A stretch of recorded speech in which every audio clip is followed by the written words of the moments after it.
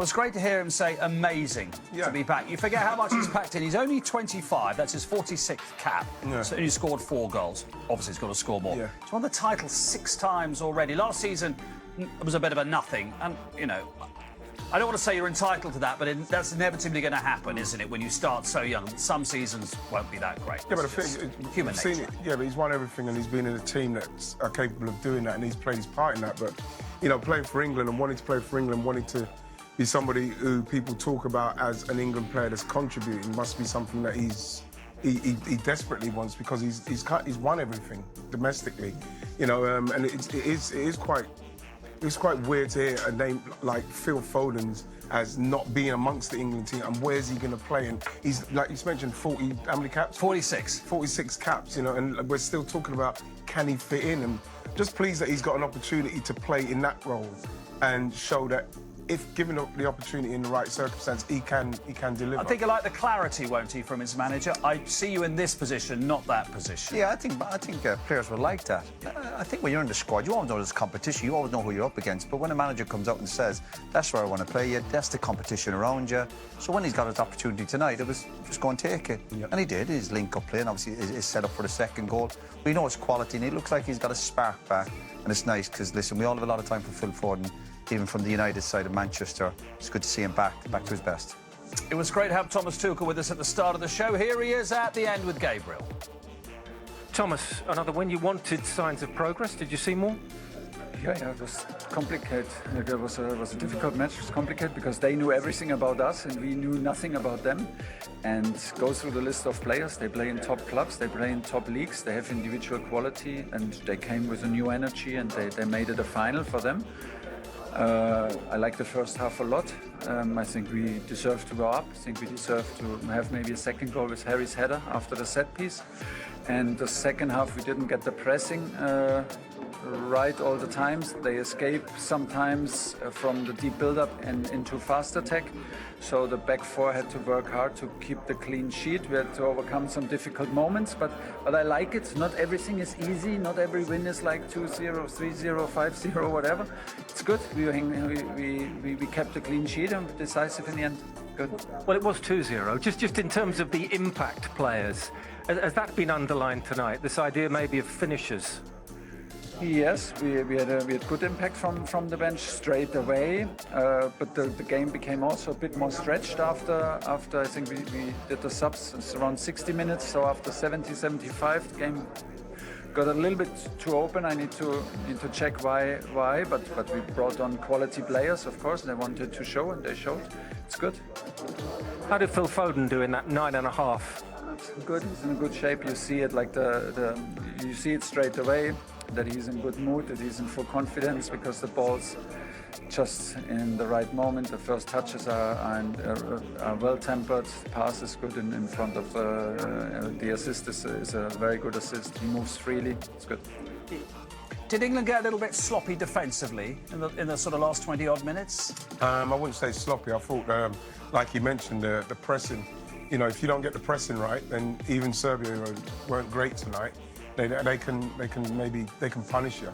In the end, you know, they got it right. I think there was an incident down there where Eze Saka just got back and got his foot in and saved it. There was a couple of those kind of incidents, but in the end, I thought they were pretty comfortable. And it worked out well for the second goal for England, because Serbia obviously were going to gamble, they were going to get more players forward, and England punished them when they do that with a second goal. So that's going to happen. That's only a natural part of the game, and England punished them well for them, obviously gambling a bit more.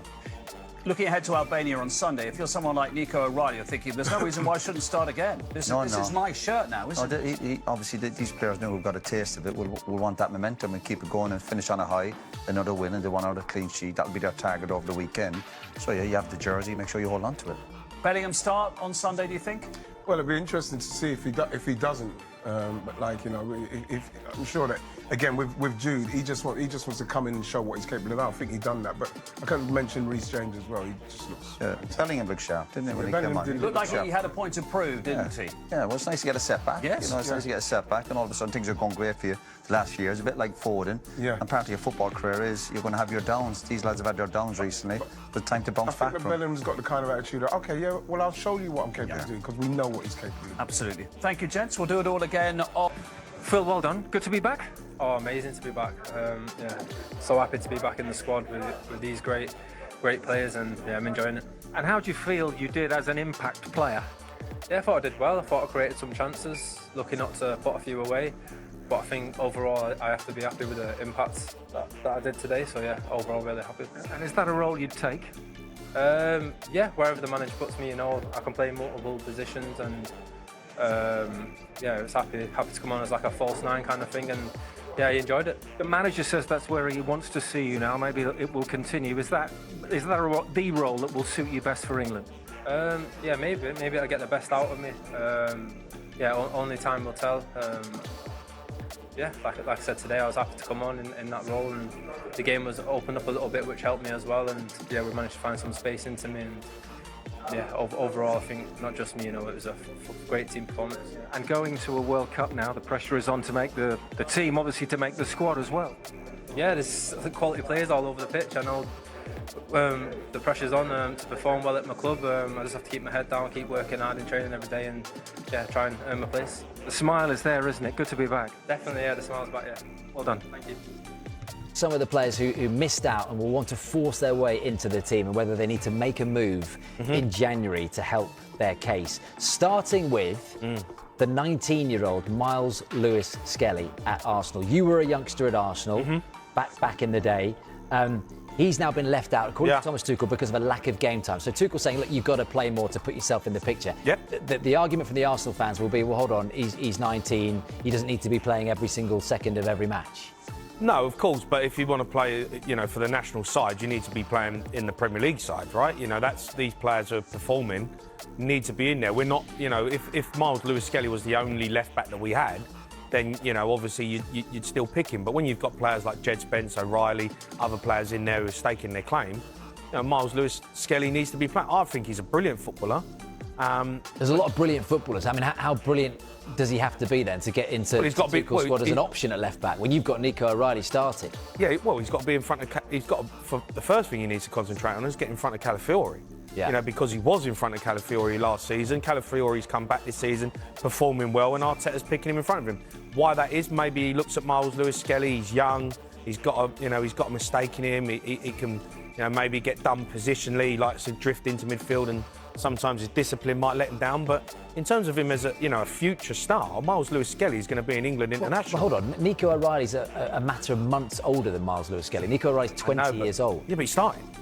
He's playing for Manchester City, and he's performing well. But then does that not counter what the Arsenal fans are saying? That doesn't matter. I mean, 19, you're a man in football, aren't you? A man? I mean, you're not a man. You're still he's 19. But he could be starting every game if O'Reilly's doing it. He could be starting City, every game on their tail.